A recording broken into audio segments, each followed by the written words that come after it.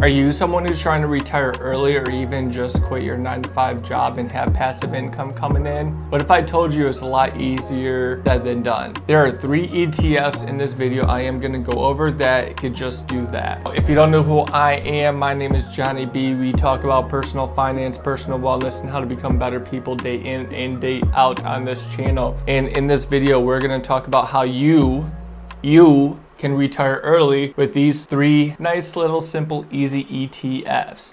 You're gonna put $100 in each one of these every single month for the span of 30 years. We're just gonna use 30 as our overall average number. And this whole premise of this video is to show that you do not need to invest a lot of money or start with a lot of money to be able to retire early. So here's what we're working with the data I pulled through TipRanks and through some other sites to get these numbers. We're gonna start with ETF number 1, and ETF number 1 is JEPI, J-E-P-I. If you don't know what this ETF is or what it does, it tracks your SPY, but it also does covered calls. So it makes extra money on the stocks it owns in the ETF to make extra passive income. And that passive income goes to you. So we're gonna go with the CAGR, which is your conservative average growth rate.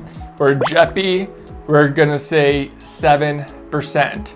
Your dividend yield is roughly around 11 to 12%, with your CAGR around 7%. Stock number 2 is SCHD. SCHD has a dividend yield around 7.5 to 7.9, depending on the market. It has a CAGR of around 9%. On average is mostly pushing around 12%, but like I said, we're gonna be a little bit more conservative. ETF number 3 is QQQI, and QQQI tracks the top 100 NASDAQ, or the NASDAQ 100, mostly focusing around all your tech stocks, a lot of growth stocks, but it does the same thing as JEPI, which plays covered calls on the stocks they own. And again, just like JEPI, it has a higher dividend yield due to the covered calls. So you're gonna get a bigger dividend payout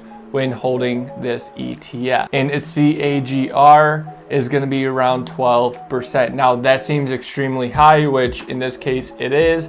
That's only because we're only going off of the last year, because this ETF is brand new. So there's not a lot of data to really go off of, which in this case, again, this is not financial advice.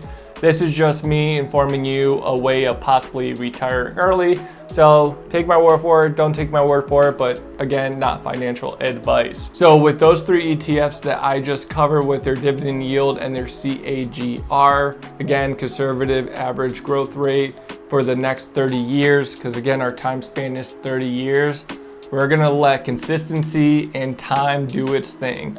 And what that means is you're gonna let the compounding do the work for you. You're still gonna be putting in that $100 into each ETF that I mentioned, but the compound, the building up, the growth of the ETFs, and having those dividends to keep being reinvested into it is gonna make more and more money for you. Let's go back into JEPI. If we go into JEPI, again, at an average rate of 7% CAGR, your portfolio value just for this one ETF is gonna be $105,000, and your annual dividend payout is going to be $12,000.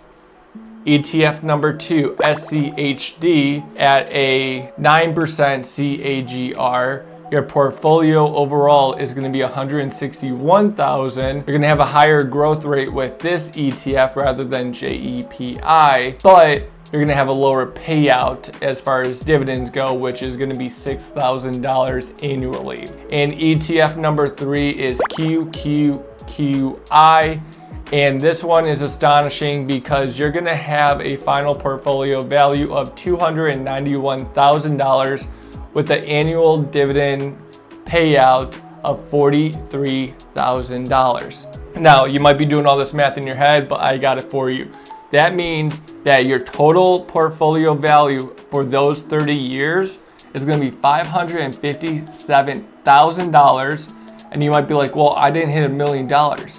That's okay, because guess what? Your annual dividends that you're going to be getting paid out between these 3 ETFs is $61,000 annually. That's $5,000 every single month. How does that sound? It sounds great to me. That's more than what I'm making at my 9-to-5 job. That's not pulling out money that you put into these ETFs. And it's still going to continue building and building and building.